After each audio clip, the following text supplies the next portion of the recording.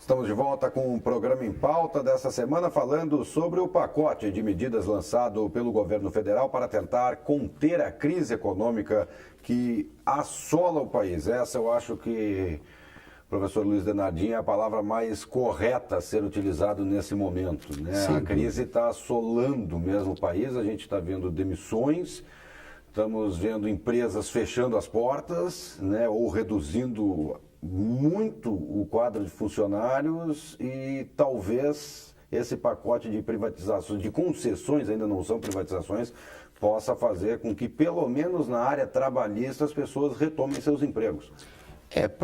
Isso tudo é um processo muito lento, vamos dizer assim, em função da velocidade que está sendo de adequação das empresas privadas. A empresa privada, de um dia para o outro, ela demite 15 mil funcionários, com uma maior facilidade.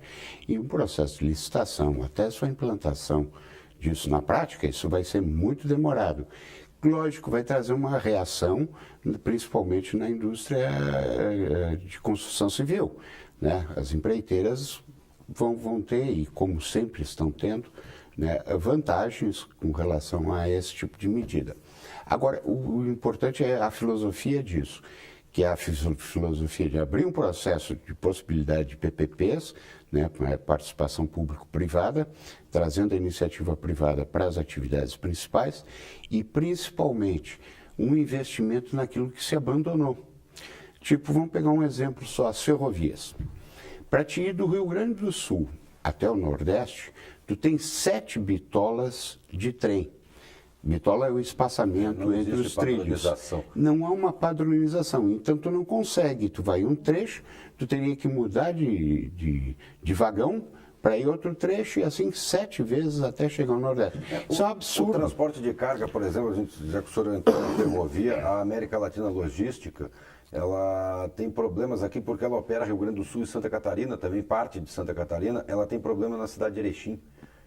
Quando vai para a divisa de Santa Catarina, já altera a bitola. Exatamente. E ela não tem permissão do governo para trocar a bitola, para padronizar a linha férrea, né? Ou seja, não tem economia que aguente, não tem transporte. Não tem transporte no mundo todo, né?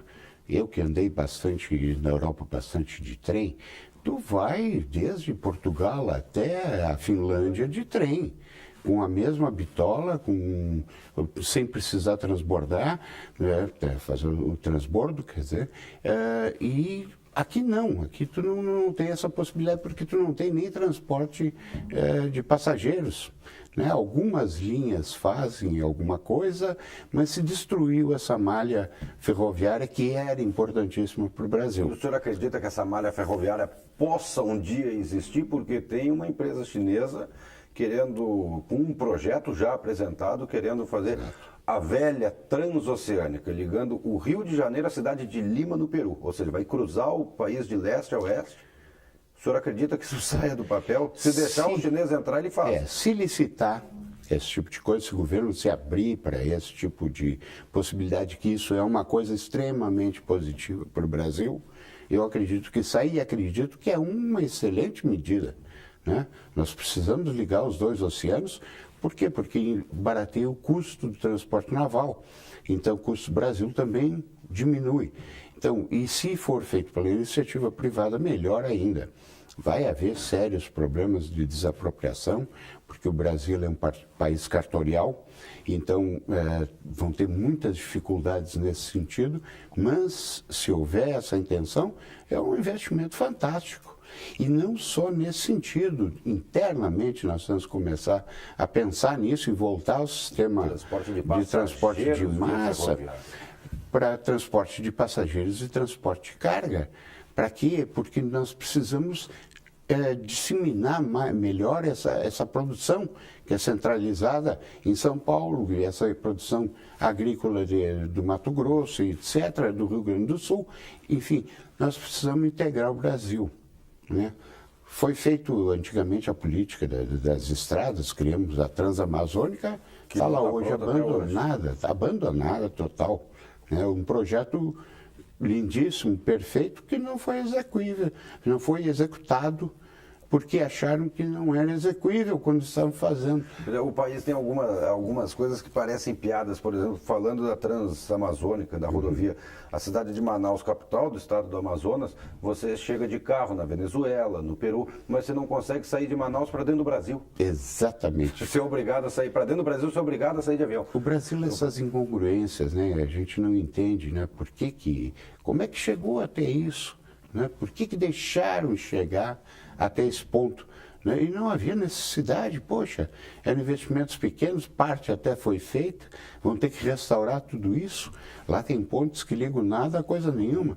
Então, e não é uma, são diversas. Bom, basta pegar o carro e sair pela estrada, o que a gente vê de obra que virou um elefante branco ali. Sem dúvida, agora para isso tem que acabar a corrupção. Porque essas obras que são elefantes brancos foram feitas para que houvesse a disseminação da propina. Então nós temos, e está sendo revisto isso, né, ver os financiamentos de campanha, financiamentos partidários, etc., e começar a coibir o partido entregar o cara que é corrupto. Né? Quando nós chegarmos a esse ponto, eu acho que aí nós vamos ter uma certa moralização e com uma no setor punição mais político. severa do que o que Exatamente. a gente está acostumado a ver também. Não há punição, né? Na verdade, não há punição. Uma prisão domiciliar não é uma punição. Na casa, né?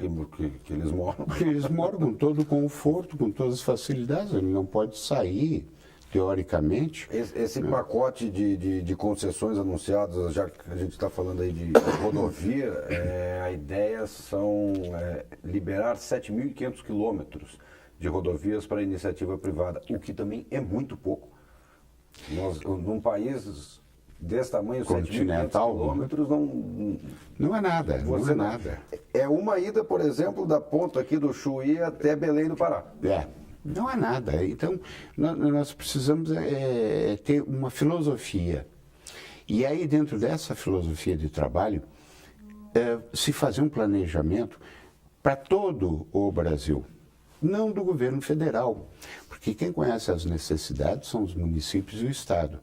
Então o Estado tem que fazer essas proposições, não usando o dinheiro do governo, simplesmente aprovando, fazendo a função do Pacto Federativo, mas deixar que a iniciativa privada tome conta dessas coisas. Tome conta do sistema prisional, que são as coisas que estão sendo faladas aí, né? Façam cadeias, né? Que possam abrigar essas pessoas em recuperação. Socializar já é outro problema, porque aí depende de uma formação, um problema já desde educacional, eu acho que nós já tocamos nesse assunto. Então é um problema bastante complexo. Agora, o governo tem que sair fora. Tem dois sair fora. Esse governo tem que sair fora e tem que sair fora a filosofia desse governo. Né, que são duas coisas, e tirar isso da população que vem sendo impregnada. Todo mundo está acostumado a ser filho do governo. Quer dizer, se eu me desempregar, não, eu fico lá 4 meses, eu recebo o seguro-desemprego, fico numa boa, daí eu volto. Porque vale mais a pena, em certas circunstâncias, ficar desempregado do que empregado. Tu ganha mais seguro-desemprego do que trabalhando. Né? É um absurdo.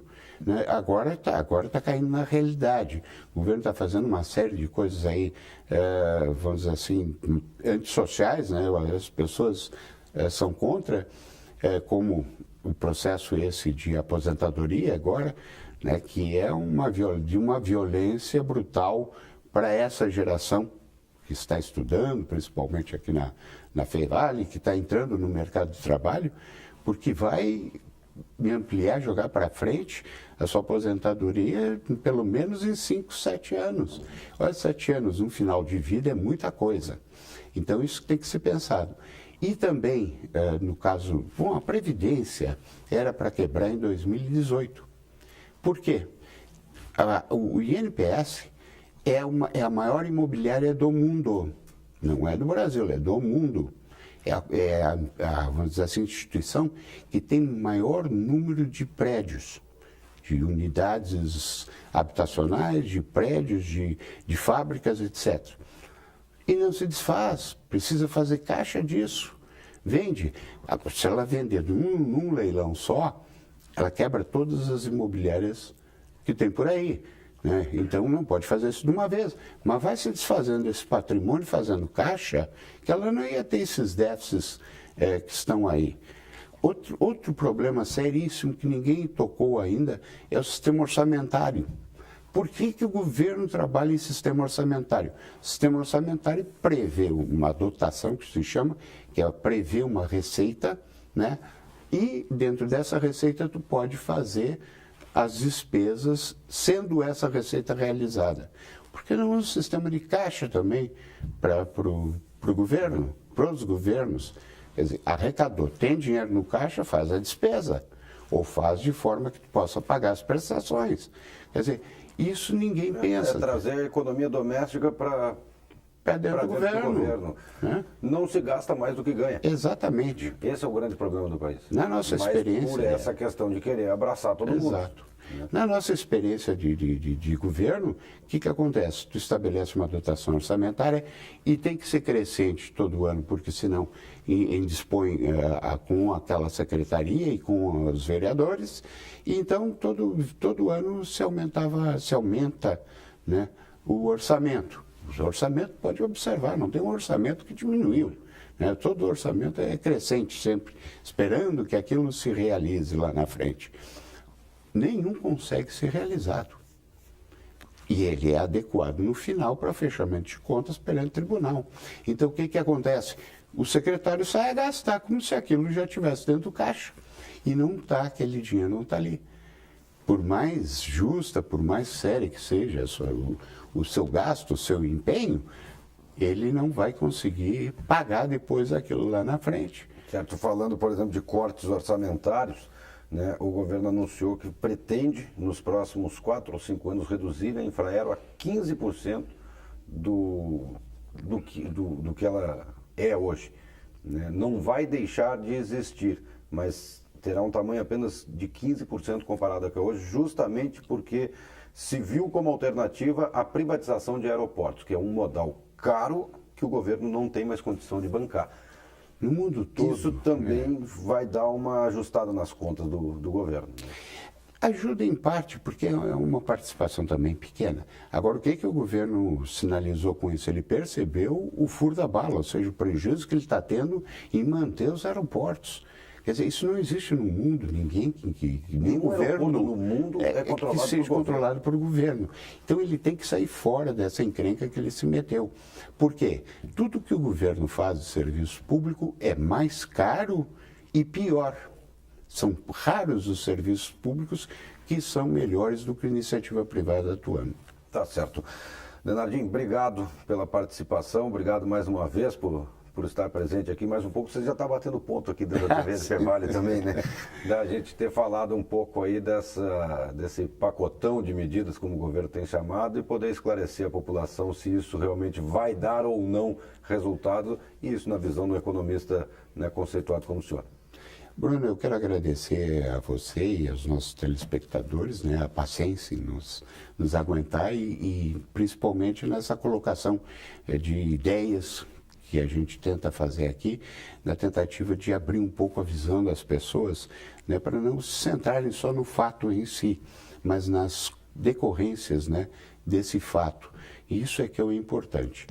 Sempre acreditando no Brasil, nossa visão parece muito pessimista, mas ela é muito realista e positivista. Eu acho que tem solução, eu acho que o Brasil, apesar de tudo que acontece, o Brasil está aí ainda, né?